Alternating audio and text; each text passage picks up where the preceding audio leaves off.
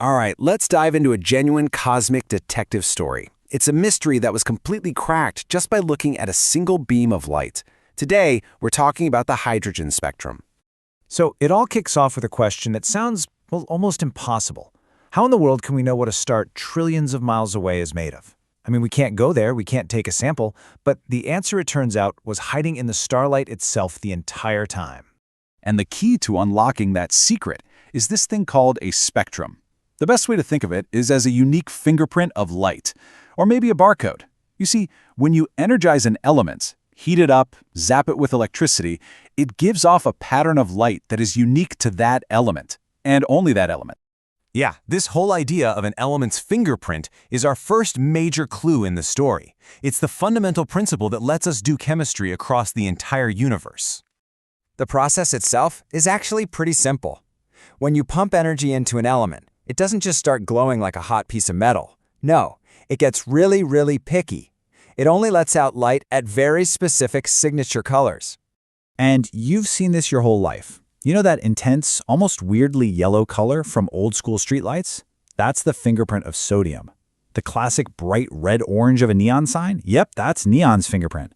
So naturally, scientists started wondering, what about the simplest element of all, hydrogen? What would its fingerprint look like? And this, right here, is where our mystery really gets going. Hydrogen is just one proton and one electron. That's it. It is the simplest atom in the universe, so its spectrum should have been super simple to figure out, right? Well, what scientists actually found was this bizarre, kind of ghostly puzzle. Just look at the difference here. On the left, you've got light from something like the sun spread out, a full, complete rainbow. But on the right, that's hydrogen. Instead of a rainbow, you get just 4 lonely, specific lines of color floating in a sea of black. A red one, a blue-green one, and a couple of violets.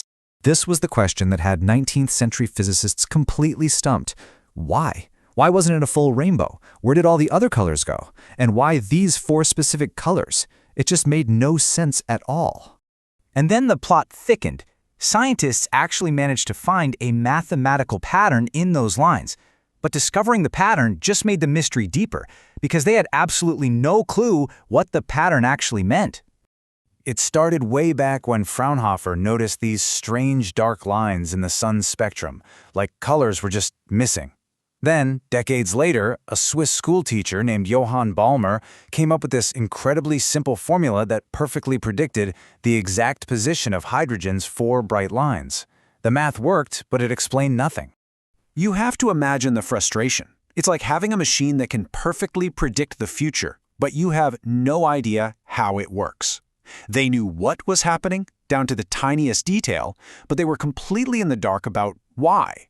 And then along came our hero, Niels Bohr.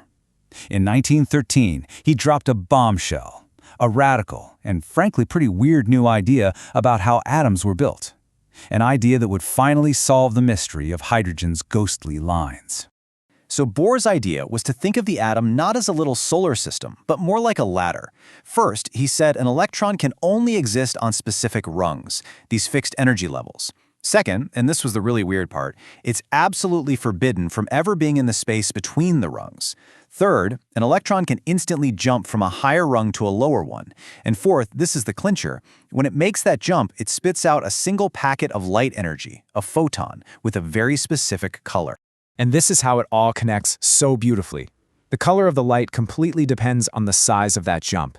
A huge drop down the ladder releases a high-energy photon, which we see as blue or violet light. A tiny little hop down, that releases a much lower energy photon, which I see as red light. And suddenly, everything just clicks into place. Those 4 lines in hydrogen's spectrum, they perfectly match the 4 possible jumps an electron can make that end up on the second rung of the ladder. And the gaps, the black empty spaces, they're just as important. They represent all the in-between energy levels that just don't exist. They are the impossible jumps. So Bohr solves this puzzle for one single atom, but the consequences of his quantum ladder idea were, well, universe-altering. It took us from understanding one element to having a key to understand everything. It's pretty incredible how much came pouring out of this one single insight.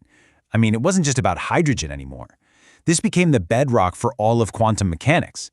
It gave us our modern model of the atom, and it basically created the entire field of astrophysics, the science of reading the chemical fingerprints of stars and galaxies. And that brings us all the way back to our very first question. How do we know what stars are made of? We know because every single element sings its own unique song of light. By looking at the light from a distant star, we can see the fingerprints of hydrogen, helium, carbon, iron. We can literally read its chemical recipe from across the universe. So, we'll leave you with this. The entire quantum revolution was unlocked just by looking very, very closely at 4 faint lines of color from the simplest thing in the universe. It really makes you wonder, doesn't it?